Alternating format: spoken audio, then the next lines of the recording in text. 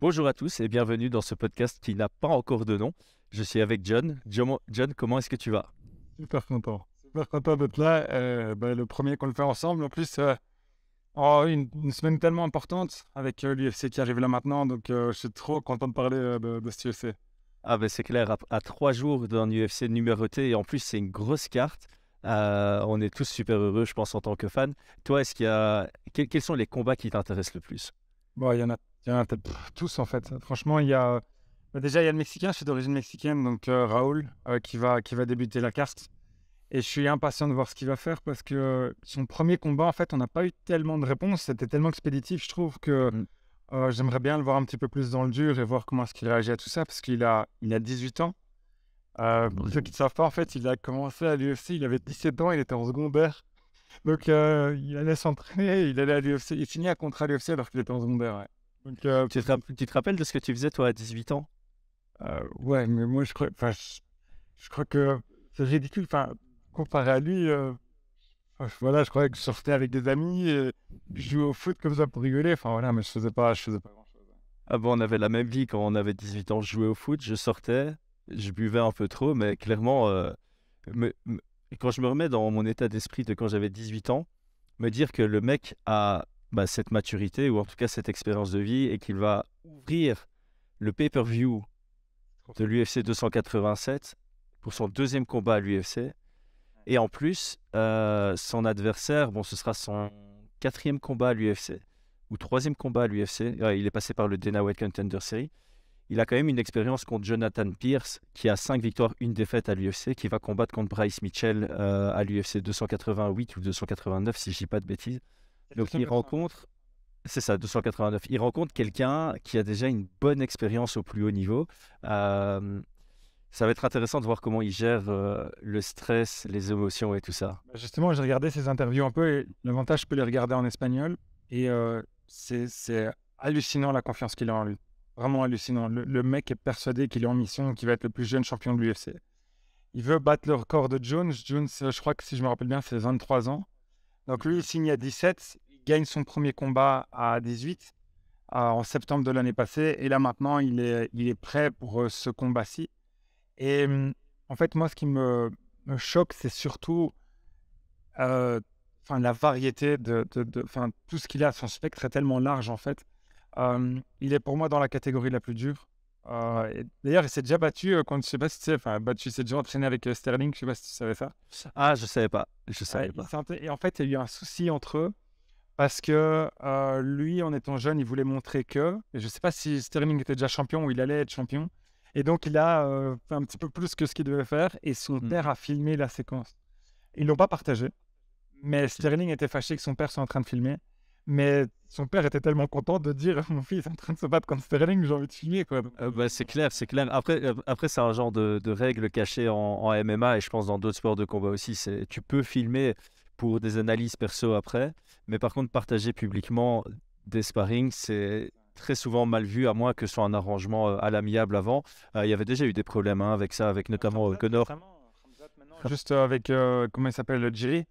Ouais. Jerry, oui, il disait qu'il prenait Jerry facilement, mais je trouve pas ça classe parce que, en fait, Jerry est quelqu'un qui tape fort et il va pas taper fort pendant l'entraînement. Donc, tu enlèves son point fort et tu le prends juste sur des aspects comme la lutte et qu'en lutte, tu peux y aller à fond, en fait, vu que Mhm. tu as moins de chances de blesser un adversaire en lutte qu'en pied-point. Je trouve pas ça vraiment super correct de l'amener de cette manière-là. Tu vois. Ouais, d'autant plus qu'on l'a souvent vu, les sparring ne veulent jamais rien dire. On l'avait vu avec Cyril contre Ngannou aussi. Il y avait un sparring qui avait été partagé, mais c'était un sparring light. Et Ngannou Et sur le Ngannou, sa sparring force, light, c'est sa bombe nucléaire. Donc, c'est ouais. ça, sa force et sa force. Donc si tu lui demandes Ouais. d'aller light, forcément, ça va être compliqué pour lui.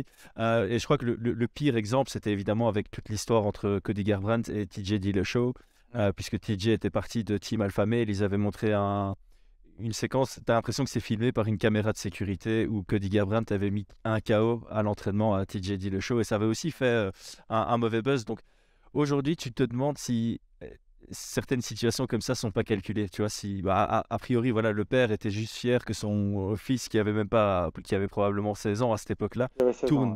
Ouais, voilà, 16 ans, ouais. tourne avec Sterling. Il était probablement fier de ça. Mais aujourd'hui qu'il est à l'UFC, ça peut créer une histoire et ça peut être un outil pour aller demander le title shot plus rapidement que quelqu'un d'autre. Parce que clairement, ce que tu dis, c'est là, il a 18 ans. Il a encore 5 années pour battre le record de John Jones, mais il est dans la division moins de 61 kilos. Le parcours sera très compliqué.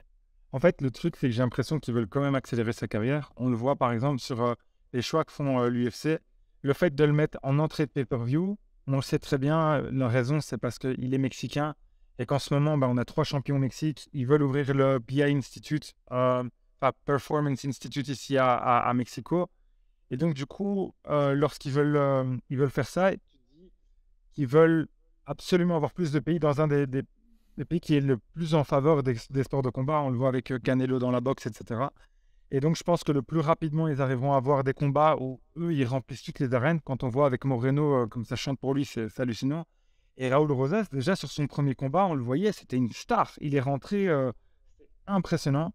Et quand on voit qu'ils font ça pour lui, qui est déjà dans le pay-per-view alors qu'il a deuxième combat de l'UFC, il est à 7-0, je pense. Il a juste eu un championnat. Il gagne en Italie. Je crois que c'est à 14 ans. Il gagne une médaille d'or en Italie pour fédération. C'est hallucinant. Et donc là, ils le font rentrer.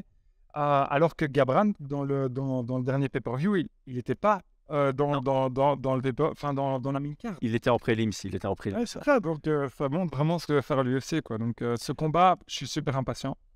Je vais faire un gros détour et tout par rapport au combat, mais ce combat-là, je suis impatient. Il y a Font aussi que j'aimerais vraiment voir. Ouais. Et puis les 2 combats que tout le monde connaît, voilà, avec Adesanya et aussi Gilbert Burns et Masvidal. Ouais. J'ai l'impression que ça va aller beaucoup plus rapidement. Peut-être que je me trompe. En fait, Masvidal a vraiment un très très bon menton, donc je le sens favori, pas comme les cotes l'indiquent, mais je le sens vraiment. Je sens vraiment que Gilbert Burns, c'est une mission, quoi. Alors que Masvidal, il a déjà un pied dehors. On le voit avec toutes ses activités, ce qu'il dit. Donc, non. Ouais, notamment les activités. Et il a fait une interview où il disait qu'en cas de défaite, il prendrait sa retraite. Et moi, j'ai toujours un genre de souci avec ça. Ça veut dire que de 1, tu y as déjà pensé. Et de 2, dans un combat compliqué, tu vas probablement te dire bah, j'arrête. Et c'est déjà arrivé. C'est arrivé récemment avec, je trouve, Brunson contre Dricus du Plessis. C'était un combat très engagé. J'ai l'impression que Brunson a craqué, notamment parce qu'il se dit bah, c'est la fin pour moi. Là, c'est la fin pour moi. On avait eu Michiatet aussi, je pense qu'il avait complètement craqué entre 2 rounds, qui a dit j'arrête maintenant. Tellement d'erreurs dans ce combat, c'est hallucinant parce que le premier round, je dis waouh, c'est bon, il revient et au final, après, je trouve que c'est vrai qu'il abandonne. En fait. Ouais, je pense que finir sur une victoire n'a pas la même motivation que gagner pour aller vers un title shot. Et donc là, je pense que et en plus contre Gilbert Burns, ça risque d'être un combat engagé, difficile, où ça va se jouer au mental. Donc rien que pour ça, j'ai du mal à le voir s'imposer. S'il s'impose, pour moi, c'est vraiment parce qu'il y a quelque chose de spectaculaire qui se passe pour lui dans le premier round. Mais plus le combat va durer, plus il risque de lâcher mentalement, surtout si ça ne va pas à son avantage. Ouais. Bon, il y a un autre truc aussi qu'il faut prendre en considération, c'est que ça va être devant son public. Et abandonner devant ton public pour la fin, c'est pas top. Et je crois qu'il y a quand même pas mal d'ego chez lui. Donc ça peut servir de se dire... c'est un gars de la street, hein. Sa vie, c'est un vrai film. Je sais pas si tu sais, mais son père a construit un radeau pour aller aux États-Unis. Donc il est cubain, son père. Et il a construit lui-même un radeau pour arriver là-bas. Il a été emprisonné pour meurtre, si je me rappelle bien, et aussi lié à la drogue. Donc c'est vraiment... c'est pas fait, quoi. C'est pas comme Kobe Covington qui veut faire je suis de la rue. Non, Jorge Masvidal, c'est vraiment un gars de la rue. Il était d'ailleurs avec les combats de Kimbo Slice, on s'en rappelle. C'est ça, ouais. Ouais, parce que j'allais rebondir là-dessus. J'ai regardé le 2e épisode de l'Embedded, je pense, où ils en parlent. Il va dans un quartier un peu chaud de Miami, je pense. Et il y a notamment toute une fresque sur Kimbo Slice. Il lui rend hommage et il dit que c'est grâce à lui que tout a commencé. Et d'ailleurs, je sais pas si son coach ou un pote qui est avec lui qui dit en rigolant à la caméra c'est pas ici qu'on va voir Colby Covington, il va jamais venir dans les c'est pas un vrai gars de la street. Donc il y a de nouveau cette petite pique qui est envoyée à Colby, ce qui me paraît bizarre parce que autant je comprends que Masvidal cherche à alimenter la bagarre qu'il a eu backstage avec Leon Edwards qui maintenant est champion, autant je comprends pas pourquoi il continue de provoquer Colby Covington parce qu'on a tous vu le même combat. Je crois que pour moi c'est en dehors du sportif en fait. Justement, c'est quand tu es un gars de la rue qui est un gars à qui tu as donné ton sofa, tu lui as donné à manger, tu as tout fait. Et puis après ça, le gars parle de ta femme, de tes enfants et te bat en public. C'est pour ça qu'il l'a agressé. Enfin, je justifie pas ça, mais je veux dire, c'est pour ça qu'il l'a agressé dans la rue. C'est que pour lui, c'est pas du tout fini. Et c'est pas de ah ouais, ok, j'ai perdu, on se serre la main et c'est comme ça. C'est un vrai gars de la rue à qui t'as fait tout ça. Il lui a cassé une dent et il a fait des problèmes. Je crois qu'il a eu des problèmes au niveau brain damage. Je sais pas comment ça peut Ouais, traduire, mais alors chez la sueur, je sais plus si on avait parlé dans un podcast ou en privé, mais il y a certaines rumeurs comme quoi Colby Covington faisait semblant d'avoir des problèmes oh cérébraux non, oh non. pour gagner la plainte et pour se faire un pactole. Et c'est pour ça que, enfin, je ne suis pas Non. spécialement sur Instagram, mais je voyais qu'il faisait des placements de produits pour Bang, qui est une marque Ouais, absolument ridicule apparemment, enfin ouais. pas très bon, Et il fait que tout ça. des produits placement, hein, il en fait plein. Voilà, et tu as l'impression dans ses produits placement que c'est plus la même personne, qu'il a complètement divagué. Apparemment, ce serait stratégique pour gagner son... Mais moi, euh, je pense, mais ça, c'est subjectif, c'est pas du tout refait. Donc, c'est pour différencier de ce qui s'est vraiment passé et de ce que je pense. Mais moi, je pense que Dana White donne le title shot à Colby Covington en échange de drop les problèmes contre Masvidal. C'est ce que je pense. Je pense que s'il est en train de tellement insister, Dana White, pour que Covington ait le titre, c'est parce que Dana White peut lui dire, écoute, Jorge Masvidal est important pour nous. Si tu arrêtes et qu'il ne va pas en prison, nous, on gagne de l'argent. Nous, on te fait gagner de l'argent en ayant le title shot et cette possibilité de ton dream. C'est enfin, c'est purement spéculatif, mais je pense qu'il y a de ça là-dedans. Ouais. c'est vraiment pas impossible, parce qu'en fait, moi, en ayant eu cette conversation par rapport au fait qu'il faisait semblant et qu'on le voyait plus du tout sur les réseaux et qu'il parlait plus jamais d'avoir un nouveau combat ni quoi que ce soit, ça m'avait absolument choqué de le voir soudainement apparaître à la pesée en tant que backup pour Edwards contre Et Ousmane. attends, je vais te dire pourquoi. Une raison en plus pour laquelle je le pense, c'est qu'il y a eu plusieurs enfin, ça a été postposé plusieurs fois. Mhm. Ils n'expliquent pas clairement pourquoi ça a été postposé, mais je pense que Dana White, dans sa bonne foi, lui a dit, écoute, on te met backup pour le combat, et si on te met backup, ça justifie après, mais alors postpose. Donc c'est ce que je pense. Et je pense même que ça convient à Covington, parce que Covington, cette image de badass, etc., si après tu mets ton pote en prison, enfin, ton ancien pote, le gars qui était toujours là pour toi, c'est loyalty, c'est pas ouf, quoi. Voilà. Ouais, c'est clair que même s'ils sont devenus ennemis, t'es quand même supposé conserver un genre de respect pour la personne qui a été ton meilleur ami, parce que il y avait une vidéo qui tournait sur Twitter où ça faisait limite un pincement au cœur, où tu voyais tous les bons moments de Ouais, c'est Jorge ça. Masvidal et Covington à l'entraînement, dans le coin, en célébration de victoire et tout ce qui s'ensuit. Et puis je Ouais. pense qu'il coupe la séquence, et puis tu vois le regard qui se lance au début du quatrième ou au début du cinquième round, et ils ont changé la musique. Et ça donne l'impression qu'ils sont tous les deux en train de se rendre compte qu'ils sont en train de combattre contre leur ancien meilleur ami et que ça leur fait tous les deux quelque chose émotionnellement. Mais il y a une vidéo super triste où t'as Colby qui dit face à la vidéo, je serai pas là où je suis grâce à lui, etc. C'est vraiment mon meilleur ami et tout.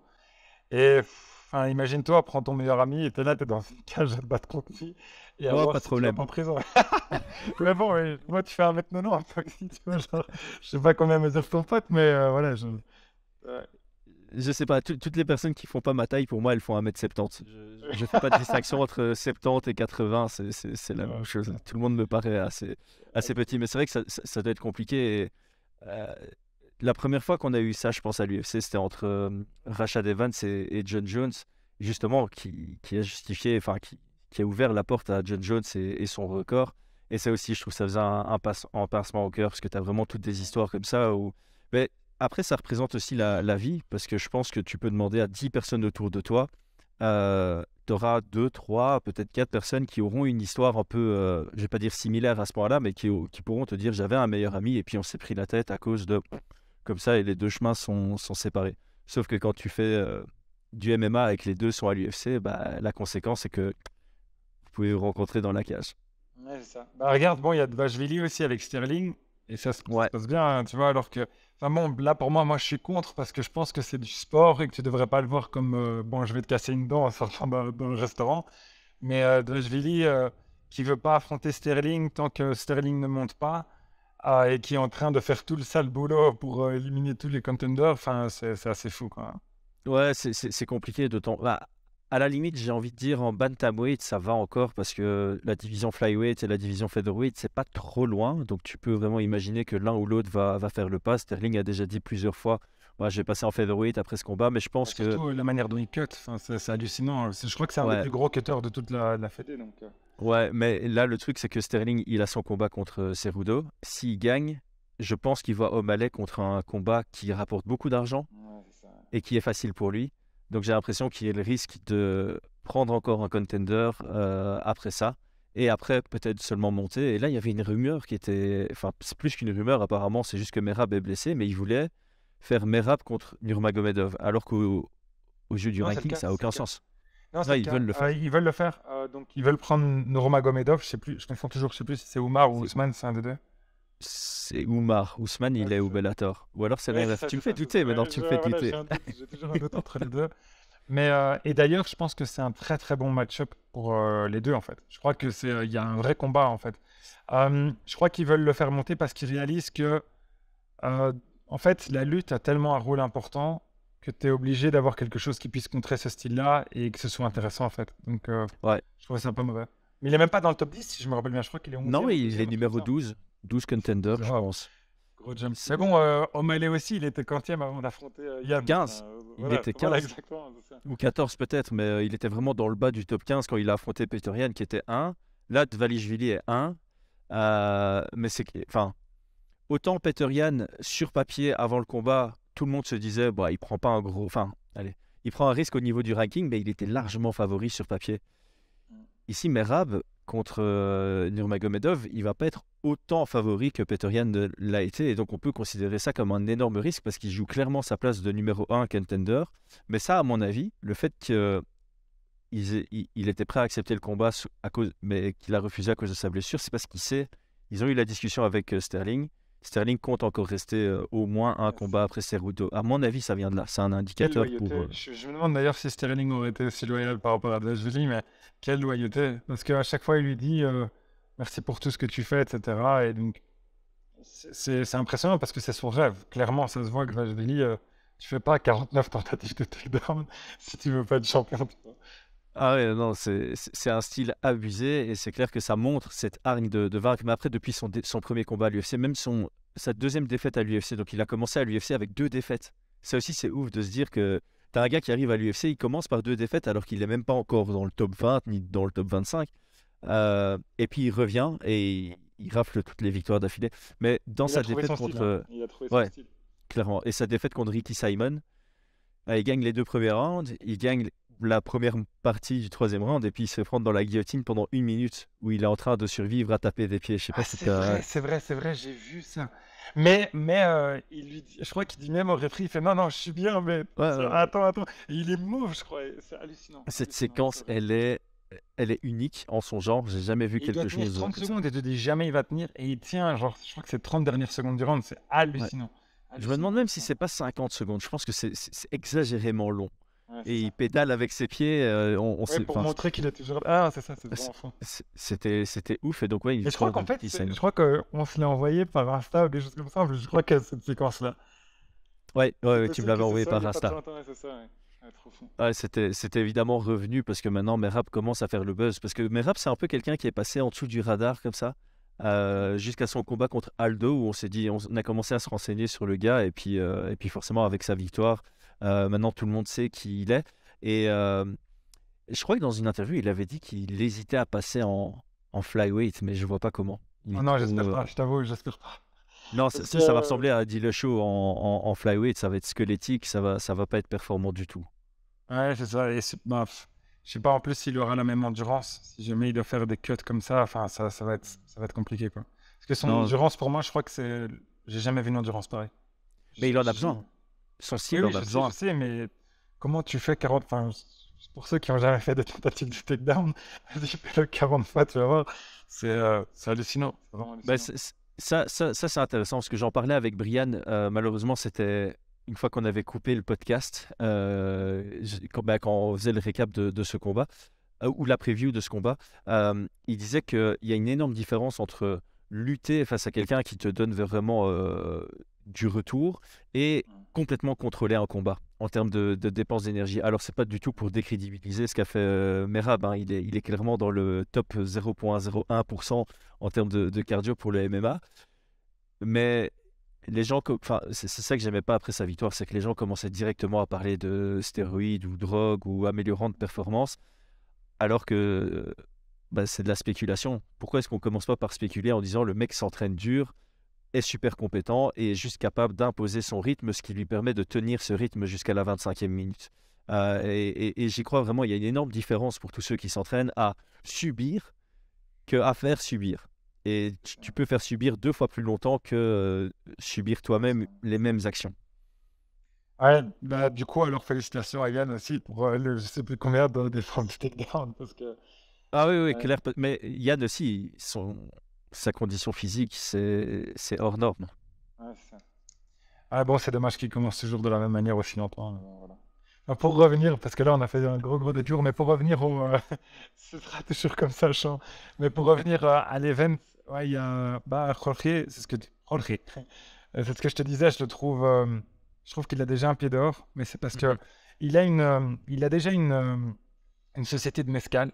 Ça, je sais pas si tu le savais. Il a deux Non. promotions. Il a Bare Knuckle, donc, Oui, qui est enfin, sans gants en fait. Enfin, sans gants entre guillemets. Et il y en a une autre qui s'appelle Icon. c'est ça. Et les deux ont été lancés depuis son boom avec Ben Askren, en Diaz. fait. Avec Non, non. Askren. Ok, Ben c'était Askren, avant donc en fait, ça Diaz. commence, le Mescal commence en 2020. Puis après 2021-2022, c'est les deux fédés qui créent. Et en fait, elles sont sur l'UFC Fight Pass. Et donc, Mhm. il a déjà sa Gamebred, enfin Gamebred c'est son surnom, fédération. Donc, ce qui fait que il est papa de 3 enfants, il a le problème avec la justice. Enfin, il a tellement de choses que Ouais. enfin, t'as un combat contre un top 5 de welterweight, c'est pas un truc que tu dois prendre comme ça à la légère. Et j'ai l'impression que il se dit bon bah c'est pas grave si je perds, j'ai d'autres choses quoi. Alors que quand t'as faim et que t'as que ça, tu te dis bon bah il faut que je donne tout quoi. Tu vois. Ouais, c'est clair, je pense que Bird, s'il est vraiment une bonne période de sa carrière, il est probablement conscient que lui aussi, c'est son dernier run parce que c'est une division très active. Il y a du nouveau sang qui arrive. Il peut plus se permettre une défaite si un jour il veut avoir la ceinture autour de la taille parce que je pense qu'il a 36 ans. Dans cette division-là, ça commence à faire tard pour revenir, quoi. Et je sais pas si tu sais, mais un fun fact, c'est que, enfin, fun fact, pauvre Burns, mais en fait, le combat que Jorge prend en short notice, il le prend à la place de Burns pour le titre. Ah, Ouais. waouh! Ouais, il le prend. Donc, le combat contre Ousmane, la Kamaru, le première fois. premier, Ouais, la première fois où ils font, je crois que c'était 50-45, 50-45 et ouais, c'est 40-46. la Unanime. performance enfin, à la cage, stomp, stomp, stomp avec le pied. C'est ça. C'était. Ben, Burns s'était préparé énormément et en fait, il a le Covid. Et il ne peut pas y aller. Et donc, horrible. Donc, Jorge lui prend son titre. Et donc, s'il le refait, il lui reprendrait son titre encore une fois, quoi. Donc, Ah, waouh! ouais. Ouais, ouais. Bon, c'est des Ouais, petits parce que détails comme ça de l'histoire, mais ouais, c'est un truc que je trouvais assez intéressant. mais là, ça va être intéressant de parler de ça. Est-ce que tu penses que Jorge Masvidal, avec une victoire ici, prend le title shot? Ah, mais j'ai aucun doute. Mais Aucun doute. zéro doute, mais c'est même pas. C'est. Je suis même sûr que Dana White pourrait faire une sorte de croche-pied à Burns pour que ça se passe. Attends, tu réalises, t'as Masvidal qui est c'est le top 5 de pay-per-view, je crois, de tous les temps. Mhm. Je crois que c'était contre Ah Kamaru. ouais? Ah ouais, il est dans le top. Donc facile top 10, même je crois que c'est le cinquième, ouais. Attends, c'était plutôt qu'on est Diaz, non? Non, non, non. Je crois que c'est Même pas? vraiment contre Contre Kamaru. Kama? Je crois que c'est contre Kamaru. Faut vérifier parce Hmm. que la raison pour laquelle ça fonctionne si bien, c'est que c'est pendant le Covid où il n'y avait pas d'autres Mhm. sports et les gens sont connectés pour voir ce combat-là. Donc, Ok. tu as un gars comme Masvidal qui ramène de l'argent et on va le vérifier encore là maintenant pour voir si c'est son dernier combat, etc. Qui remplit Miami, mais facilement. Qui se battrait contre un gars où il s'est déjà battu en dehors, il lui a ouvert ici, Ouais. Leon Edwards, qui en plus, c'est pas vraiment un gars qui vend beaucoup. Euh, L'UFC signe, mais les deux pieds dessus, mais vraiment, genre, Ouais. 100%. 100%. Ouais, ouais, clair. Ouais, tant pis pour Tu vas les mettre, autres tu contenders. vas mettre, imagine en plus, admettons 2 petites secondes que Jorge soit champion, tu peux mettre qui tu veux en face. Tu peux mettre Colby, mais facilement, et tu peux mettre n'importe quel combat, tu sais que ça va vendre après, quoi. Tu te dis, C'est ça, bon, parce bah qu'en fait, non. ce serait limite une opportunité pour Belal Mohamed, parce que j'étais en train de penser à ça pendant que tu parlais, en me disant pauvre Belal, qui Ouais, est c'est un des ça. contenders qui a le plus de mérite sportif dans la division. Mais c'est clair que si tu fais Edwards Mohamed 2, il faut que ce soit comme main event. Ça peut pas être un main event parce que sinon ça va pas vendre. C'est pas pour manquer de respect parce que moi c'est un combat qui m'intéresserait énormément pour tout ce qui se passe dans la cage. Surtout depuis qu'il est avec Khabib, je trouve qu'il y a le dernier combat qu'il a fait, c'était impressionnant. Les ajustements qu'il a fait, c'était vraiment très très bien. Mais imagine, tu as eu un hypo d'un combat pas ouf, tu vas pas bien le vendre, quoi. Enfin, le premier combat, pour ceux qui ne savent pas, donc c'est Leon Edwards contre Belal Mohamed, qui a déjà eu, bon, pas pour un titre, mais Leon Edwards lui met un doigt dans l'œil, mais jusqu'au cerveau. Et donc, non, mais c'était fort quand on a vu, je crois qu'il avait vraiment une grosse lésion. Et donc, du coup, le combat est arrêté et il n'était pas super le combat, quoi. C'était très technique pour les gens qui aiment bien, mais c'était pas genre waouh, ça vend beaucoup. Ni Léon vend beaucoup, ni Belal. D'ailleurs, Covington a dit c'est qui Belal? C'est- Quel manque de respect. Quel En manque de plus, respect. c'est moi, c'est soit son surnom, soit le nom de son show, mais c'est Remember the Name. Ah ouais. Ouais, ouais, c'est ça. Donc le mec C'est doit ça, insister pour que les gens se souviennent de lui. Ah, Mais il y a, pourtant, il y a plein. c'est triste parce que moi je le considère, j'ai pas envie de me faire insulter. Alors j'ai commencé par dire que Georges Saint-Pierre est mon athlète préféré de tous les temps. Et c'est pas une insulte envers Georges Saint-Pierre de dire ça, mais Ouais, pour moi moi, aussi, Belal moi aussi. Mohamed, c'est le nouveau Georges Saint-Pierre dans la division. Alors à moindre Ouf, mesure, certes, ouais, ouais, ouais. mais Ouais, je ce que je comprends. veux dire par là, c'est il commence à être suffisamment complet. Ouais. Et en tout cas, il est très certainement suffisamment intelligent que pour amener le combat là où la différence de niveau est le plus à son avantage. Donc il Ouais. va combattre contre un Sean Brady, il va rester debout, il va le dominer debout parce qu'il est suffisamment complet que pour être au moins meilleur que Sean Brady debout. Il va Mhm. combattre contre Wonderboy, il va le grappler et gagner sans problème en grappling parce qu'il est suffisamment complet que pour être largement meilleur que Stephen Thompson en grappling. Et c'est là où j'ai envie de faire la comparaison avec Georges Saint-Pierre. Je dis pas qu'ils sont égalité partout, mais son approche du MMA est similaire à celle de Georges Saint-Pierre. Il est en train de travailler pour pouvoir vraiment appliquer cette même stratégie Ah, qui si c'est juste vient sur très cette bien. partie-là, alors je suis là Ouais, d'accord. Mais si tu voilà. parles, parce que pour moi, Georges Saint-Pierre, c'est tellement une icône de ce sport et surtout de ça, tu vois, genre. Non, je Ouais. ne voulais pas comparer sur l'ensemble et sur Ah les oui, oui, compétences alors ultra je. avancées et tout, mais sur l'approche. Mais finalement, il a la même approche et il est clairement, avec mérite, dans le top 5 des welterweights. Donc, il s'en rapproche. Il Ouais, on est commence à se d'accord, mais là, rapprocher. t'as Georges Saint-Pierre qui est champion et qui, avec toute son histoire, le charisme qu'il a, etc., c'est plus Hmm. cette C'est partie. pas la même chose. Ouais. Ouais, non, c'est pas. Mais, et surtout, bah, justement, ce qui lui manque à Belal, c'est un peu triste. Parce que je l'écoutais en podcast, hein, je l'ai écouté chez Joe Rogan, je l'écoutais à d'autres endroits, et en fait, dès que tu l'entends parler pendant longtemps, il est cool, le mec. Il est vraiment cool. Ouais. Mais par contre, face à un micro, en conférence, etc., c'est un peu cringe. C'est pas ouf. Il se force, hein. Tu vois qu'il se force un peu. Parce qu'au Il essaye, naturel, quoi, il il est encore essaye. marrant. Je trouve qu'il Ouais. a un bon humour sur les réseaux. Il est plutôt drôle naturellement. Mais je pense qu'il se dit, OK, si je veux avancer dans ma carrière sportive, il faut que je suive les traces de Conor McGregor. Et ça, je déteste. Il y en a tellement qui le font, qui trash talk alors que c'est pas dans leur nature. Et d'ailleurs, j'ai bien aimé parce que Poatan, Alex Pereira, Mhm. il le dit dans les Embedded. J'aime pas faire de trash talk. Donc lui, il fait des vidéos marrantes un peu pour trasher. Mais il est trop drôle, mais il clash Il est sur plein de super joueurs. drôle. Moi, par exemple, les bans, ce qu'il avait fait avec Israël. C'est à ça que je pensais. C'est à ça que je pensais. Ça, c'était tellement drôle. Pour ceux qui ne savent pas, il y a Israël Adesanya qui veut faire une sorte d'entraînement. Il est contre un mur et on lui balance des balles, mais on lui envoie à 1,50 m, genre. Il fait des évitements comme ça. Et puis après, Poitin ne bouge pas. Il fait ça. Il dit, genre, c'est pas le tour. C'est vraiment tellement drôle. Et aussi la séquence où il le regarde pendant la conférence de presse, rien qu'avec ce regard, et t'as Israël Adesanya qui baisse les yeux. Waouh, Mm. je suis impatient d'avoir cette conférence de presse d'ailleurs. Ça va être bientôt. Je suis Mm. impatient d'avoir celle-là. Elle va vraiment être bien. Donc, du Ouais. coup, ouais, moi, pour le combat, pour revenir à ça, Burns, je regarde ses interviews, même en portugais, pour dire que je suis vraiment trop fan de ce gars. Ce mec est tellement gentil et quand il dit je prends tout le monde n'importe quand, il l'a montré, il n'y a personne qui voulait le Khamzat. Et là, du coup, le combat qu'il a fait, je trouve que c'est lui qui est ressorti tellement grandi et je suis tellement content qu'il va pouvoir avoir ce combat et je pense qu'il va faire mal. Sauf que Jorge a un très bon menton, mais je crois qu'il va faire une masterclass, lui.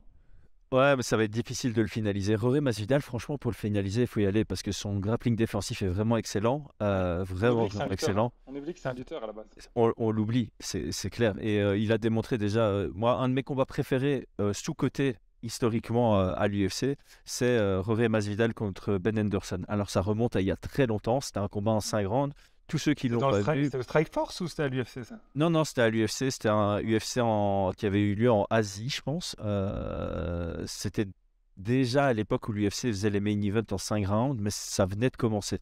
Donc je sais plus te dire en quelle année c'était probablement 2016, 2016, je dirais 2017 peut-être. Tous ceux qui ne l'ont pas vu, je vous invite à aller le voir. Si vous aimez, là c'est vraiment stratégique et technique. C'est pas extrêmement violent, mais techniquement c'était magnifique. Donc il a prouvé qu'il avait un très bon grappling défensif là contre Demian Maia. Il a déjà prouvé face à plusieurs adversaires. Et effectivement, il a fait tellement de guerre, il a un très bon menton. Maintenant, il y a toujours ce truc. Son avant-dernier combat, il prend un gros KO contre Ousmane. Et de temps en temps, tu as des gars comme ça qui ont un très bon menton jusqu'au jour où, un peu comme Rob Font. Rob Font qui avait pris zéro knockdown dans toute sa carrière. Et dans ses 2 derniers combats, il en prend 5 ou 6 contre Aldo et contre Vera en combiné. C'est mais une c'est stat de malade. Oui, mais ça reste une stat de malade. Le mec en avait jamais pris de knockdown. Sur toute sa carrière UFC, il avait, je sais plus combien de combats il avait, 12-13 combats à l'UFC, 0 knockdown pris.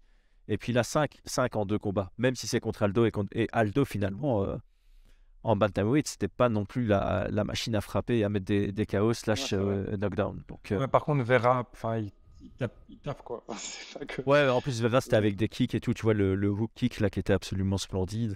Donc ouais, mais je te rejoins, je pense que Masvidal, on a un peu cet espoir parce que tu sais que techniquement il peut faire mal à n'importe qui dans la division. Mais là ça a l'air d'être le déclin. Il a 38 ans aussi, 38 ans, une très longue carrière en MMA. Ouais, tu vois, très longue carrière MMA. Il se battait dans la rue avant. À un moment, tu as aussi ton corps qui va te rattraper. Je crois que c'est 51 combats, sans compter ceux dans la rue, c'est hallucinant. Mais moi, je trouve qu'en fait, ce qui est un peu dommage, entre guillemets, c'est que maintenant, bon, comme il y a toujours ce biais de présentisme, de dire on regarde comme t'es jamais aussi bon que ton dernier combat, cette phrase toujours aussi célèbre. Et en fait, on oublie que les 2 derniers combats, c'est Kamaru Covington, c'est les 2 monstres de la division, et il fait décision unanime contre les 2, et une où c'est le gros knockout, mais décision unanime contre Covington, c'est impressionnant. Mais bon, Covington, qui essaie tout le temps, c'était un combat qui n'était pas super chouette à regarder, mais ce que je veux dire par là, c'est qu'il avait une très bonne défense au final. Il arrivait à montrer quelque chose. Mais c'est ça, souvent, il y a ce genre de truc qui se passe, c'est que tu as 2 mecs qui sont généralement assez divertissants, qui sont très très forts, mais quand tu as Colby qui a voulu absolument imposer son jeu offensif en lutte contre quelqu'un qui a une très très bonne lutte défensive, ça a un peu stagné au sol et donc ça paraissait pas divertissant, mais ça restait du très haut niveau. Ça n'empêche rien à la qualité technique qu'il y avait dans ce combat. Mais sur les forums américains, ils parlent souvent de journeyman. C'est-à-dire, ils disent souvent qu'il a eu de la chance. D'abord contre, comment il s'appelait l'anglais? Till. Ouais, Darren Till. Contre Darren Till et ensuite contre Askren.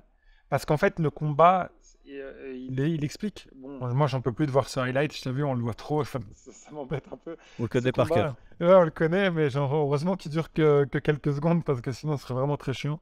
Mais en gros, quand il fait donc il court, il met un genou sauté dans Askren qui vient qui est un lutteur et qui vient en fait pour rentrer dans les jambes. C'est KO direct. En fait, il expliquait que lui, il pensait que peut-être ça allait marcher, donc il a toute sa stratégie pour pouvoir le faire. Et c'est un éclair de génie, franchement, c'est quelqu'un qui est très intelligent. Surtout en combat, je crois qu'il arrive à adapter lui-même. Je suis pas convaincu par le fait de pouvoir suivre des game plans, c'est ce qui me fait un peu peur avec lui. Je crois qu'il y a encore cet ego et vouloir montrer un peu ce truc un peu street, un peu comme Ned Diaz. T'as pas encore regardé le podcast que j'ai fait avec Brian? Ah, je l'ai pas vu. Parce qu'il dit exactement ça. Il dit que Jorge Masvidal est incapable de suivre un game plan. C'est ça, oui. En fait, il est bon pour faire des adaptations lui-même, de comprendre. Donc, il a un très bon fight IQ pour savoir ce qu'il doit faire comme adaptation. Ouais. Mais par contre, d'avoir un plan qui est établi à long terme et de se dire, lorsqu'il se passe ça, tu fais ça, c'est pas trop ça, ouais. Et donc, du coup, je pense que maintenant, sauf éclair de génie, donc un coup, genre au menton bien placé à un moment, et surtout que Gilbert Burns aussi fasse quelque chose où il réagit mal parce que quand il se fait prendre, il réagit pas trop bien, Burns. Sauf ça, pour moi, c'est facile. À mon avis, je dirais plus décision pour Burns. Ouais. Et moi, c'est là-dessus que je pars. Ah, c'est décision pour Burns pour moi. Et par contre, là, le vrai combat et celui dont je suis impatient, c'est Adesanya Pereira. Ce combat, je suis impatient. Et je sais même pas trop quoi choisir parce qu'il y a des moments, je suis pour Adesanya, des moments, je suis pour Pereira. Et là, je suis plus pour Pereira pour qu'il y ait un changement dans cette division. Juste pour ça. Mhm. Mais ça me ferait tellement mal au cœur pour Adesanya parce que tout ce qu'il a fait pendant ces années-là, enfin, toutes ces années, c'est réduit à néant, quoi. C'est vraiment, Mais c'est... ouais, c'est ça qui est triste en fait, parce qu'il a pas une carrière incroyable, il a plusieurs carrières incroyables. Et les nouveaux fans qui sont très nombreux et très bruyants sur la toile, ils risquent de réduire la carrière d'Adesanya à le mec a jamais su battre Pereira. Et en fait, c'est tellement triste parce que tout ce qu'il a fait avant, c'est absolument c'est incroyable. incroyable. C'est un des Ah, champions les plus dominants de la division. Je me demande s'il n'est pas numéro. Bah, il est probablement numéro 2 derrière Anderson Silva, parce que sinon, c'est ouais. quoi? C'est Chris Wade Oui, qui est. il avait 13 combats, je crois. Je crois que Silva a 13 combats d'affilée. Ouais. De... Mais il y en a certains qui étaient en light heavyweight qui n'étaient pas pour la ceinture. Donc je crois que Silva, il a Oui, mais bon, 10 light fois. heavyweight, mais qui a raté en light heavyweight? Ouais, mais Voilà, donc. Silva, c'était pas pour la ceinture. Il est monté pour des super fights contre Forrest Griffin, contre Stéphane Bonnard. Il a jamais pris le. C'est marrant ça. Je me demande pourquoi. C'était une histoire de trop de respect pour John Jones et il voulait pas s'affronter. Je sais pas pourquoi Anderson Silva. Parce que Anderson Silva, clairement, il est monté en light heavyweight. Mais ça remonte à il y a tellement longtemps que je me souviens pas pourquoi il a pas eu ce title shot en light heavyweight, ce qui aurait été totalement logique. Ouais. Bah là, du coup, c'est ça qui me fait un petit peu peur. Pour moi, tout va se jouer sur la partie mentale. Mais vraiment, Mm. tout. C'est-à-dire que Adesanya sait ce qu'il doit apporter.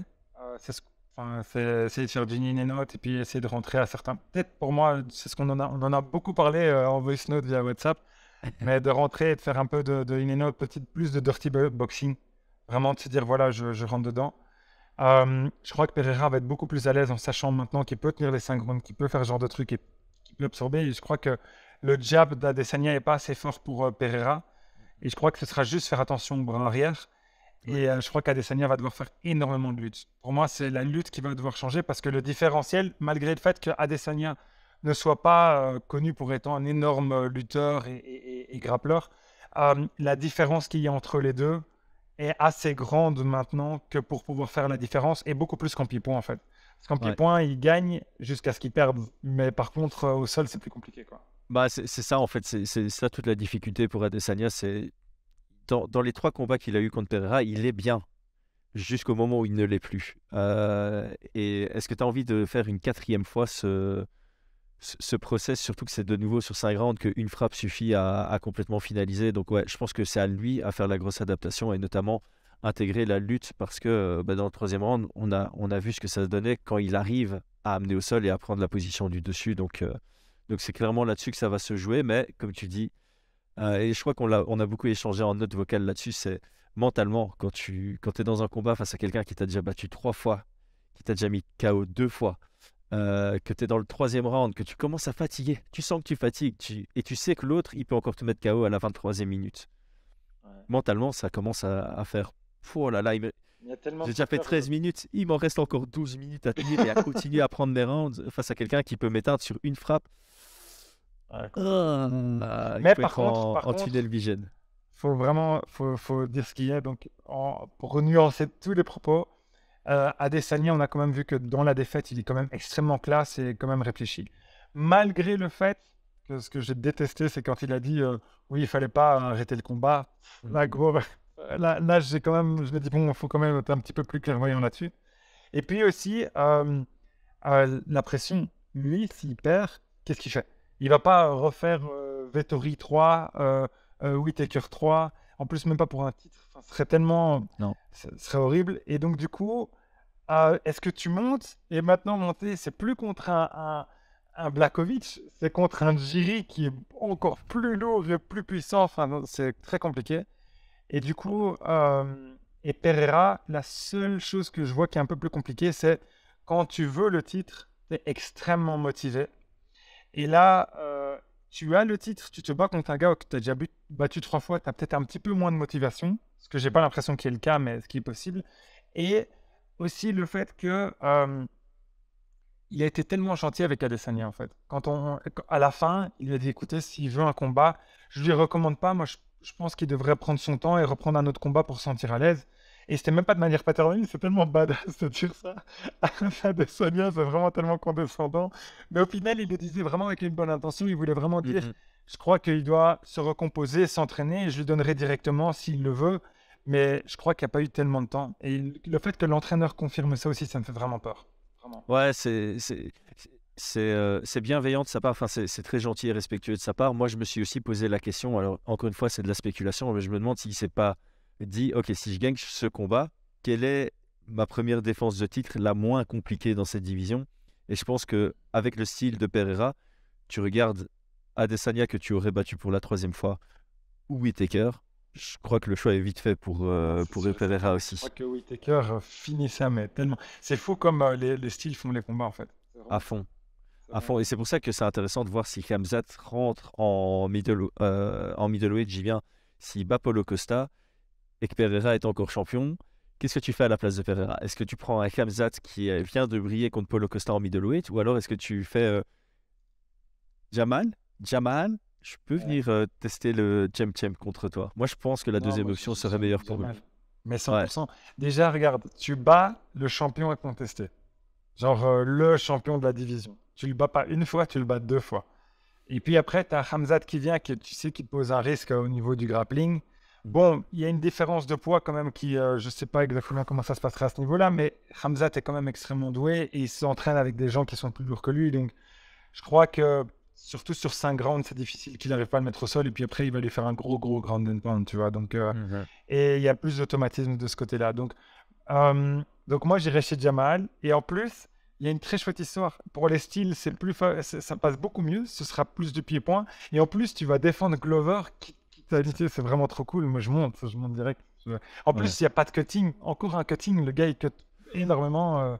Ouais, je crois qu'il cutterait quand même pour être en light Oui, oui, heavyweight. oui, Le mais mec je est veux dire, tellement pardon, énorme, mais je veux quoi. dire, il coûtera pas la même chose que ce qu'il fait pour être en middleweight, quoi. C'est ça que je veux dire. Ouais, c'est clair, c'est clair. C'est, Et puis c'est vrai que si s'il monte et qu'il décide de rester, parce que à mon avis, le truc c'est que Pereira, s'il va en light heavyweight, il revient plus en middleweight après. Parce Oui, que c'est il ça, aurait c'est dû, ça, c'est ça. voilà, il aurait dû construire son corps et puis il refera plus ce trajet vers 84 après. Imagine, il prend la ceinture à Jamal Hill et après il veut venger l'autre qui a battu Glover en Yiri. Ce serait excellent.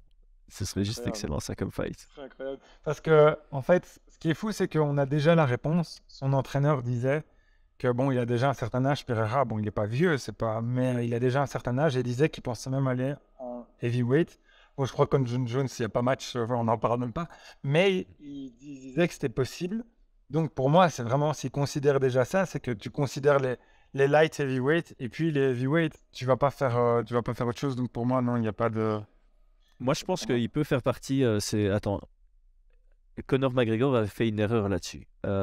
Il avait dit qu'il était le seul à avoir gagné par KO dans 3 divisions différentes. Ouais. Et je me demande si quelqu'un ne l'avait pas repris en disant, genre, il y a Diego Sanchez aussi qui a cette stat. Mais en tout cas, Ah, ça, Pereira c'est. pourrait clairement être la troisième Non, personne ou heavyweight, la je deuxième sens pas personne. quoi. Parce que tu le mets en poids lourd contre Tai Tuivasa. Ah oui, d'accord, mais est-ce que quand t'es double champ, est-ce que tu vas vraiment être Ah, content, tu vois ça? non, Tu non, vois, non, non. Là, tu prends clairement le title shot. Si c'est Jones qui l'a, je pense qu'il est quand t'es double ultra champion, mais oui, underdog. il est trop content, ouais, mais Mais vraiment, il n'y a pas imagine, match. il est double champ, il monte en heavyweight, puis il dit je vais finir ma carrière là, il perd contre le champion, et puis il prend 1 ou 2 combats en poids lourd, il pourrait obtenir ce statut de ok, j'ai mis un gars KO en middleweight, j'ai mis un gars KO en light heavyweight, et j'ai mis un gars KO en heavyweight. Ouais. Ça le fait, je trouve, comme stat. Mais je crois Surtout que, que c'est en les fait, moi, je crois que si jamais je perds contre Jones pour le double titre, j'arrête, je suis double champion triples dans les titres. autres. Alors, Oui, voilà, pour le triple ouais. titre, bah, tu t'arrêtes et tu perds contre Jones. Enfin, ça va, c'est pas. Je crois que c'est une bonne manière de terminer une carrière, quoi. Mais moi, franchement, je prendrais Jamal et ce serait super intéressant de voir parce qu'il m'a impressionné. Il m'a vraiment Oh, de impressionné. Le dingue. combat, vraiment, Franchement, il était impressionnant. j'avais Je m'attendais j'avais pas du écrit tout à direct. ça. Je m'attendais pas du tout à ça. Je me disais, ouais, ça va être. Glover va le mettre au sol et ça va être fini. Et waouh, même d'un point de vue de grappling, défense takedown, de tout ce qu'il a fait, c'était très très très beau.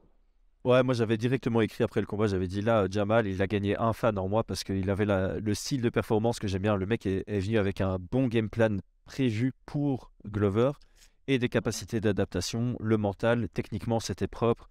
C'était cérébral comme performance. Donc, moi j'ai adoré. Franchement, j'ai adoré. Avant le combat, j'étais là, j'espère que ce sera pas déjà mal champion parce que ça va faire bizarre, tu vois. Je le connaissais pas encore, je connaissais pas sa prestance, sa personnalité et tout, et j'ai dit, ouais, ça ferait bizarre de l'avoir comme champion. En plus, j'étais pour Glover parce que pour l'histoire, qu'il Ouais, reprenne ce son serait titre trop à beau, 40 c'est ans, ça trop aurait beau. été magnifique. Mais franchement, la performance qu'il a faite contre Glover, c'était juste Ouais. inouï. Ouais, Ouais, c'était vraiment incroyable. Surtout que Glover a été vraiment bon, même contre Jiri. J'étais Mhm. tellement impressionné par Glover, c'est pas que tu te dis c'est que c'était Blachowicz contre Glover, parce que Blachowicz, je l'ai pas trouvé bon dans ce combat, et tu te dis c'est juste une contre-performance. Là, c'était 2 fois des très belles performances, mais Jamahiri était juste devant, quoi, donc c'était vraiment super bien. Ouais, en plus, il y a eu des petits rebondissements, des petits moments d'espoir dans le 4e et 5e round pour Glover. Donc, il y avait, et franchement, tous les ingrédients étaient réunis pour avoir un combat beaucoup plus chouette que celui auquel on pouvait s'attendre. Ouais, Et ça, c'est parfait pour Jamal pour venir prendre cette ceinture. Un peu sorti de nulle part, il était classé 6, je pense, ouais. Et en plus, avant le la combat. manière, donc avec le combat qui fait égalité pour le titre, avec l'autre Ouais, combat qui est annulé pour Jiri, enfin, c'est trop fou. ouais, c'était ouais, Anne Kalaev contre Blachowicz qui avait été sur une égalité. Dana White qui avait pas aimé la performance, qui a dit ouais, je vous retire tous les deux du titre. Enfin, l'histoire est dingue. L'histoire Ouais, de ce truc est dingue. ouais, Ok, bah on a fait le tour de cette UFC 287. ouais, on l'a fait. Il y avait un truc que tu voulais parler aussi, tu m'avais dit, c'était le fait que Ouais, la WWE. ouais. En fait, je sais pas trop quoi en penser parce que je vais être honnête. Moi, le catch, je regarde pas du tout. Je m'y connais pas. Je sais juste que Brock Lesnar est venu de là-bas quand il est venu à l'UFC. Ça fait un gros buzz. C'est bien pour rapatrier des nouveaux regards, des nouveaux fans sur le sport. Je pense aussi que l'association entre WWE et UFC, ça va ramener de beaucoup plus gros sponsors, donc la structure de coût sera bien plus élevée. Donc moi, le seul réel espoir que j'ai, et ça c'est difficile parce que si c'est pas le cas, je vais être dégoûté, mais Ça va dégoûté. augmenter les salaires Ah, je savais. Voilà. Ouais, je me doutais que tu allais dire ça. En fait, le truc, c'est que maintenant, pour donner un petit contexte, Endeavor, donc la boîte qui est au-dessus de l'UFC, donc qui a l'UFC, a décidé de racheter, c'est pas vraiment un rachat, c'est plus une sorte de fusion avec la WWE et la société s'appellera TKO et sera cotée en bourse. Donc, pour donner une idée du mastodonte que ça va être, déjà en entertainment, l'UFC était quand même assez gros, il pèse 11 milliards. Et si je me rappelle bien, c'est à peu près 9 milliards que vaut la WWE. Donc, je ne savais pas qu'ils étaient aussi lourds d'ailleurs, mais bon, ça doit être vraiment très centré aux États-Unis. Et en fait, ils veulent avoir une méga structure d'à peu près 21 milliards qui serait cotée en bourse. Et donc, ce qui changerait énormément, en tout cas, c'est mon analyse, mais bon, là, encore une fois, c'est subjectif. Je pense que quand tu paies ça, tu peux aller chercher vraiment des très très gros contrats avec les sponsors, ce que tu mentionnais. 2, tu peux négocier beaucoup plus avec les salles pour avoir des prix plus avantageux. Parce que quand Ouais. tu pèses ça au niveau entertainment et que tu vas là, j'en sais rien moi, chez Miami, comme ils sont là maintenant et qu'ils disent bon, bah, vous voulez pas nous faire ce prix-là, bah, on vient plus chez vous ni pour ça ni pour ça. Tu pèses déjà beaucoup plus dans la balance. Et donc, et aussi, moi, ce qui me fait très très peur, c'est ce que tu dis, c'est que j'aimerais vraiment qu'ils commencent à augmenter les salaires. Et ce qui m'a fait très plaisir, parce que j'étais le premier à critiquer l'UFC par rapport au salaire, surtout par rapport à Costa. Et là, maintenant, Costa est bien payé. Ouais. Donc là, ça m'a fait du bien. Je me dis, bon, le Costa, il fait le show, c'est un bon. Enfin, il fait vraiment tellement de choses. Je me dis que c'est vraiment une grosse valeur ajoutée et qu'on le payait, je crois, 70 plus 70. Enfin, 70 000 plus 70 000. C'était, enfin, je trouve ça scandaleux, vraiment scandaleux. Surtout qu'il mettait dans des events en Australie où il allait être co-main event. Enfin, tu peux pas payer un gars de co-main event sur un pay-per-view numéroté 70 000. Et 70 000 si tu gagnes contre Whittaker en plus. Enfin, ouais. C'est vraiment très très chaud, tu vois. Donc là maintenant, je crois qu'il dit qu'il est payé près du million par combat, ce qui est le Brésilien le mieux payé de l'histoire. Là, je suis vraiment super content. Et j'espère qu'ils vont adapter ça pour les autres, les combattants, parce que c'est vraiment la critique qu'on a envers l'UFC, la principale. Mais ce qui me fait peur, c'est l'association d'images. Ouais. Moi, enfin, je sais pas vous, les gens qui regardez, mais la majorité des fans de MMA d'habitude n'aiment pas trop la WWE. Moi, j'aimais bien ça quand j'étais petit et je savais pas si c'était réel ou pas, si je donnais des coups et tout. Mais là, maintenant, quand tu le vois avec un œil différent et je sens trop le truc de McGregor qui va aller faire un truc d'exhibition Ouais. et ce genre de truc-là. Et on le voit déjà avec avec les Logan Paul et son frère. Son frère qui est Jake. dans le MMA et Jake qui est vraiment dans le MMA, il est avec le PFL et avec Logan qui était dans la WWE, je crois qu'il avait fait certaines apparitions. Ouais. Et ça me fait vraiment peur parce que j'ai pas envie que ce soit... Déjà, il y a certains moments où je trouve qu'on privilégie trop le spectacle à l'UFC. Je sais, Ouais. c'est une société qui gagne de l'argent, etc. Mais à la base, on a quand même des gens qui sont fans d'un sport. C'est un sport. Et si on veut qu'ils soient présents aux Jeux Olympiques, etc., t'enlèves de la crédibilité si jamais tu commences à faire des trucs de bon, bah toi, t'es 12e, t'as jamais eu un seul combat contre un top 5, mais on va te donner un titre parce que t'es drôle. Enfin, j'exagère, mais un Paddy Pimblett. Voilà, ça me fait un peu peur là-dessus. Voilà. Ouais, je te rejoins. Moi, j'ai toujours été comme toi. J'ai toujours nuancé un peu le fait que l'UFC, ça reste un business, donc ils doivent par moment faire des choix business, mais ça reste un business axé sur le sport, et donc de temps en temps, ils doivent pas passer cette ligne de l'exagération. Et c'est clair qu'avec la WWE, il y a certaines craintes à ce niveau-là, notamment, j'espère qu'ils vont jamais faire de crossover, parce que là, Je le clairement, pour sens, ceux qui... je sens qu'ils vont le faire. Parce que ce qu'il y a d'important aujourd'hui, je crois que la plupart des fans qui ont commencé à regarder le MMA, tu les fidélises très rapidement, parce qu'il y a du spectacle, il y a de la qualité, c'est bien en place. Mais ce qu'il faut faire aujourd'hui, c'est recruter encore des nouveaux fans.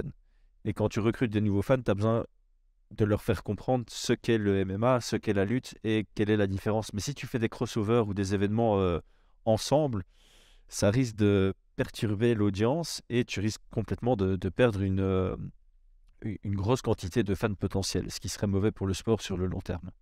En fait, ce qui me perturbe beaucoup, c'est ce que Dana White, donc le président de l'UFC, dit.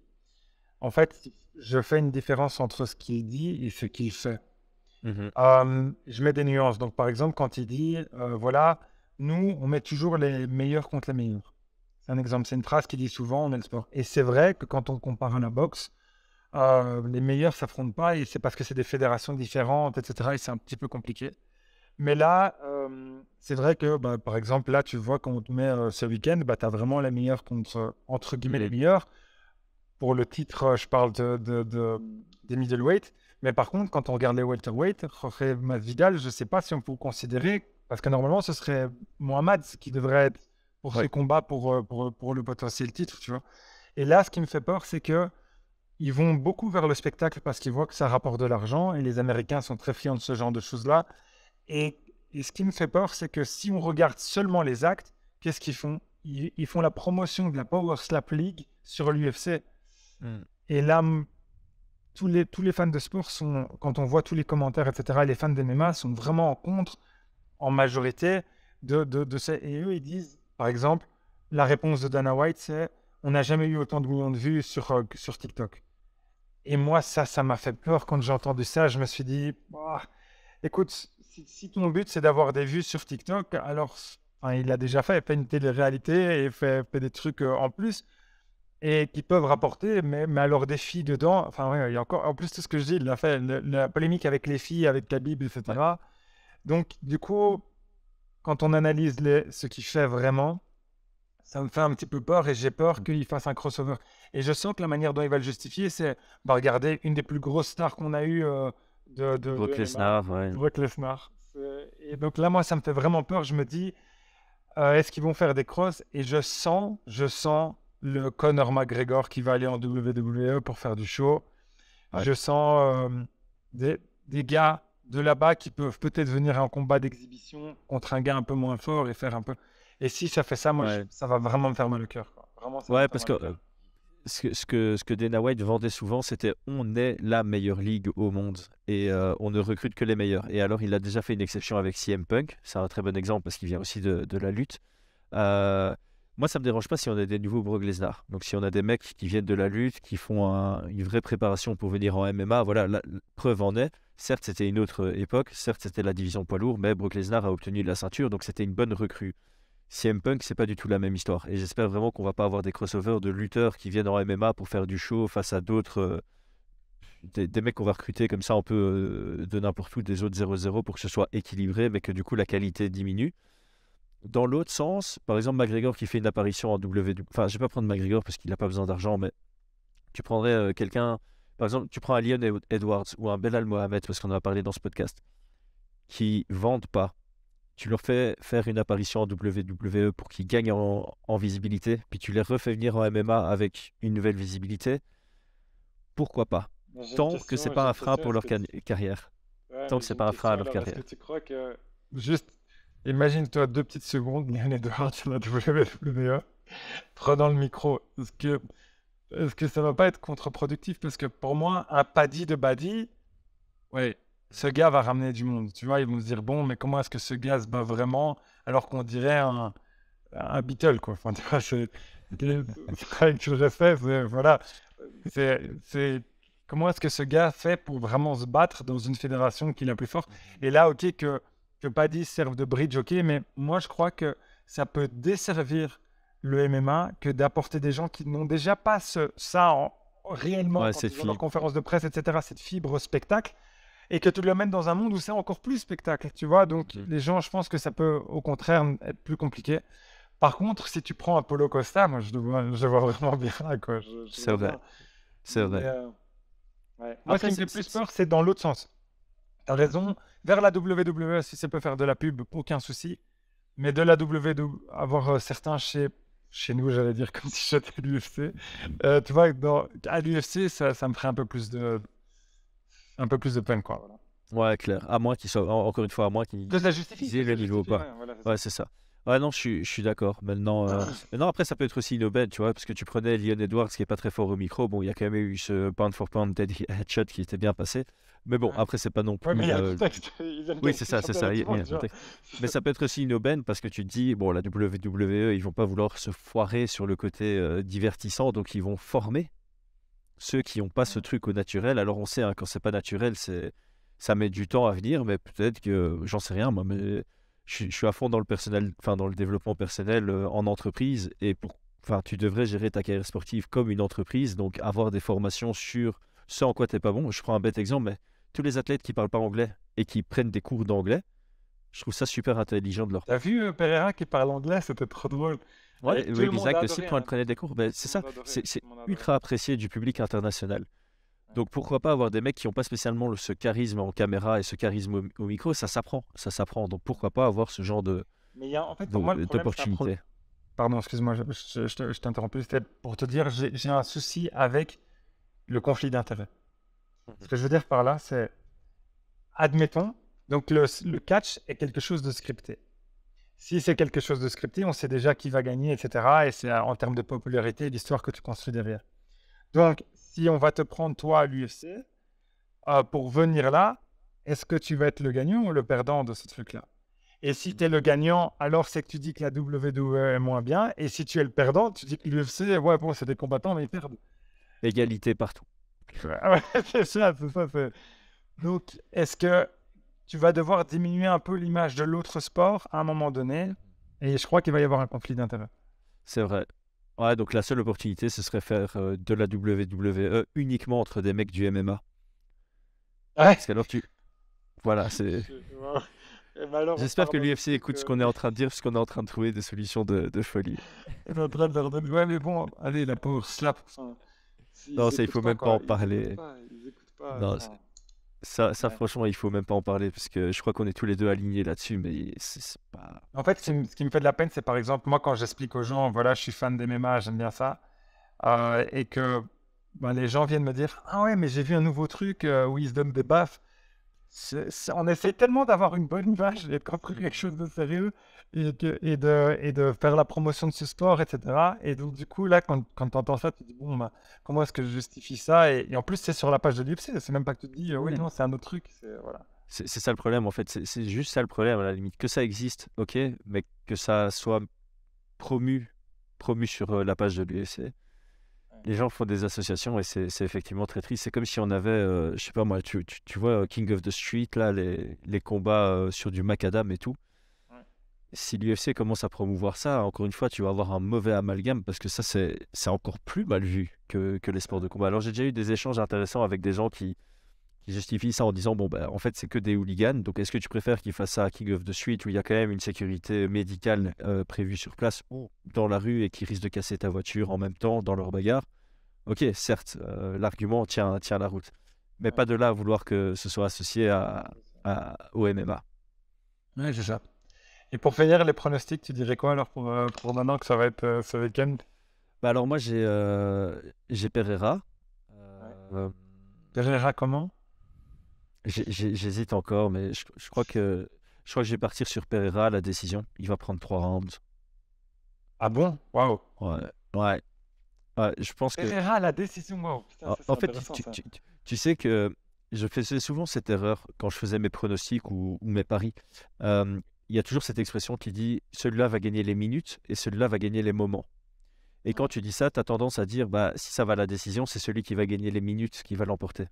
En fait, je me suis rendu compte que c'était faux parce qu'aujourd'hui, plus que jamais, dans les critères de scoring, c'est les moments qui comptent le plus. Parce que le moment, c'est la frappe impactante et bah, tu peux gagner 4 minutes si tu prends un gros knockdown et puis du grand and pound sur la dernière Bah minute. déjà, Bah, ce qui s'est passé dans leur premier combat, dans le premier round, c'est Adesanya qui gagne un point. C'est Pereira qui gagne au point. Et au fait, Adesanya, à la fin, enfin, presque le knockdown, en fait. Et ouais, il le prend, le round. Ouais, non, ouais, c'est t'as ça, c'est raison. ça. T'as Et raison. donc, et donc c'est pour ça que j'ai l'impression que Pereira sera plus actif dans ce combat-ci et va réussir à être tellement impactant sur la plupart de ses frappes qu'il va être capable de prendre 3 rounds sur les 5. Donc je sais que c'est un prono un peu peut-être tiré par les cheveux ou Ouais, original en t'as tout cas. raison, c'est original. C'est Mais original.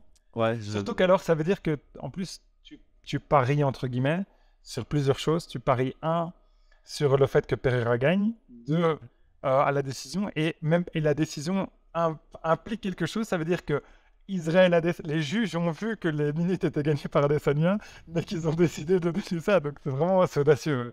C'est ouais, audacieux. ouais. Ouais, on voit des folies en MMA. Après, je sais pas pourquoi je fais le parallélisme avec Edwards contre Kamaru. En fait, Edwards Kamaru 2, avant le KO, si ça allait à la décision, c'était un 48-47 pour Ousmane. Et donc, tu te dis, ça se joue pas à grand-chose pour que les résultats s'inversent. Et ici, c'est pareil entre Israël Adesanya et Pereira. Si on allait à la décision, Pereira prenait le deuxième et le cinquième round. Et donc, on était parti sur un 48-47 pour Adesanya. Mais si on enlève les 10 dernières secondes du premier round, comme tu l'as dit, c'est Pereira qui le prend. Et donc, on aurait été sur un 48-47 pour Pereira. Donc, déjà, dans le combat précédent, on n'était pas si loin que ça De de ça. ce pronostic-ci. Ouais. Et en plus, Pereira a des coups plus impactants. Mhm. Donc, il y a plus de chances que sur les moments qu'il les gagne. Mais ouais, moi, oh là là, je crois que j'ai jamais eu un combat où je pense tellement que c'est 50-50, quoi. Ouais. Même Ousmane contre Edwards, Edwards. ouais, je pensais que c'était un petit peu. Moi, j'avais aussi, on en avait parlé, j'avais parlé de Edwards qui était favori et je comprenais pas pourquoi les gens étaient tellement sûrs. Mais et là, du coup, je pense que je crois que c'est Pereira qui va gagner, mais moi, je dirais sur un KO ou TKO, KO, je crois que c'est troisième round.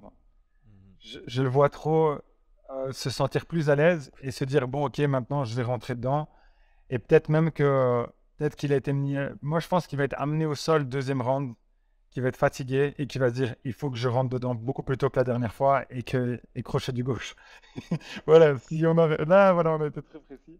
Je pense que c'est ça, c'est le prono que j'avais donné quand j'avais fait le podcast avec Brian, mais ça remonte à la semaine passée. Et tu sais bien comment ça fonctionne. Tu continues à réfléchir, tu revois des séquences de combat, et donc j'ai changé d'avis. Donc toi, tu reprends mon prono. Donc c'est bien parce qu'en fait, voilà, ici, je suis rassuré. C'est soit ton prono qui est en fait mon ancien, soit mon prono. Au final, c'est Adesanya qui va gagner par soumission dans le premier round et on va être là. C'est ça. Rien à voir, imagine. Ouais. Et du coup, ce serait vraiment drôle s'il gagne par submission au premier round, tu reprends cette séquence et tu partages. Chris, Mais du coup, ouais, ouais, voilà, et tu coupes, c'est au montage, tu vois. ouais. Et là, du coup, pour l'autre, juste pour Ben là, savoir, je tu pense qu'on disais sera quoi? d'accord, toi et moi. Moi, j'avais Burns à la décision. Ouais. J'ai du mal à le voir finaliser Masvidal. Bah, pour dire quelque chose de différent, moi, je dis qu'il finalise. Ok. Soumission Ouais, ou KO du coup? moi, je crois qu'il le met knockdown sur un coup. Putain, si j'ai raison, je suis trop content. Ah, pardon, c'est vrai, YouTube, je dois faire attention avec les. Pardon. Ouais, c'est tout à la C'est vrai. fin, je pense que ça passera. Ok, ça va. Donc là, du coup, ouais, moi je dirais, je crois qu'il va réussir à l'amener au sol. Je crois même, si j'arrive à avoir raison, je crois qu'il va le mettre knockdown et je crois qu'il le soumet. Ok. Parce qu'au sol, c'est un champion du monde. Dès que c'est au sol, la difficulté, c'est d'arriver à le mettre au sol. Je crois pas qu'il sera knock-out, mais je crois qu'il sera knock-down. Et quand il sera au sol, je crois qu'il va essayer de le soumettre plutôt que de faire un grand and pound. Voilà. Ouais, C'est ça, t'as mon truc. c'est plutôt son jeu. Burns, c'est quelqu'un qui doit aller chercher la soumission. Mais pour soumettre Masvidal, il vaut mieux l'avoir sonné avant parce que j'aurais dû aller vérifier ça avant le podcast. Mais je pense que la dernière fois que Masvidal s'est fait soumettre, c'était au Bellator sur un triangle inversé où il fait dodo. Je sais pas si tu as vu cette image, mais Mais je crois qu'il ça a dort en fait le fait, hein. buzz à ce moment-là. Ouais, C'est ouais, ça, ouais. il s'endort C'est dessus. ça. Ça doit, ouais. Donc, Ah, bah, je donc crois ce pas qu'il va taper serait. d'ailleurs. Je crois vraiment, même, je Ouais. crois que cette fois-ci, il taperait pas non plus devant son public. Il se dit, ouais, tant pis. Donc, Non, moi, si voilà, c'est ça, c'est mon étranglement, il va problème. dormir. Ouais, si c'est étranglement, il dort. Ok, bon, bah, Bon, quelle on en conversation. parlera ce week-end. Je suis trop content. Trop, trop content. Ouais, j'ai trop hâte. Ça va. Bah écoute, John, Attends, t'as tu vas un aller, autre tu vas le sujet? voir de nuit ou pas? Je voulais juste savoir ça. Tu vas te Ouais, réveiller quand. je pense que je vais me réveiller. Je pense que je vais me réveiller. Vaut la peine. Ça Ouais, vaut la peine. la difficulté, c'est que ma femme est à un EVJF, donc elle n'est pas là ce week-end pour la toute première fois. Et donc j'ai un bébé à gérer en même temps regarder, donc je vais un peu voir comment je vais planifier Tu tout ça. montres un Mais peu le combat et puis tu fais une analyse. pas encore. Où tu changes de langue en regardant, mais ouais. Dans 2 ans et demi, on fera ça, mais là, il est trop jeune pour les écrans. 18, Ouais. 18 mois, on est contre les écrans à cet âge-là. Non, je comprends, je comprends. En D'autres plus, choses. l'UFC, c'est peut-être pas le meilleur truc à aller voir à cet âge-là non plus. Toi, j'allais te demander si tu regardais ça de nuit, mais en fait, tu peux pas regarder ça de nuit. Tu peux Non, regarder ça moi, qu'en c'est. soirée. Ouais, c'est ça. Donc, moi, je suis au Mexique. Et là, du coup, je suis trop content parce je crois qu'il y a 1 heure de décalage. Donc, moi, en plus, ici, les UFC sont. C'est pas des pay-per-view. Enfin, c'est des pay-per-view, mais je veux dire, ils passent à la télé parce que je crois que c'est la Fox qui a racheté les droits. Et donc, tu as juste à allumer ta télé et tu les as, quoi. Je suis trop Euh, content. Ouais. Tu vas dans un bar ou tu regardes ça à la Ouais, maison? d'habitude, je vais dans un bar. L'ambiance ici, maintenant, surtout que en ce moment, depuis qu'on a les champions mexicains, il y a énormément de gens qui commencent à s'intéresser et à le voir et c'est en train de grandir de manière exponentielle. Donc, je vais aller voir avec mon coach, je pense, le combat. Et donc, on verra. On verra comment ça se Parfait. passe. Ça va. Bah écoute, Ça on va? se fera des petites notes vocales dimanche pour moi, samedi, Samedi. début de Ouais, non, samedi soirée, soir. fin de soirée Pour pour moi. toi. Ça Ouais. sera dimanche aussi, on aura passé minuit. Ok, Ok. ça va. Bah, merci beaucoup. À bientôt. Merci à toi, à très Ciao, bientôt. ciao.